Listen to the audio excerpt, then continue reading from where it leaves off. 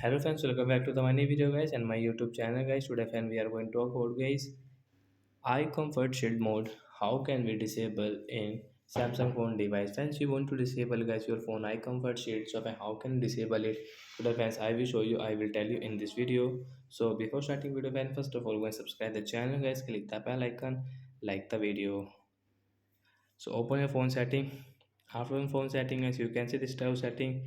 So friends, you will have to click on this phone display setting, then guys scroll it friends, click on guys your phone eye comfort shield setting, and guys we will disable from the right side. After disable guys, your screen color is default and friends your eye comfort is disable.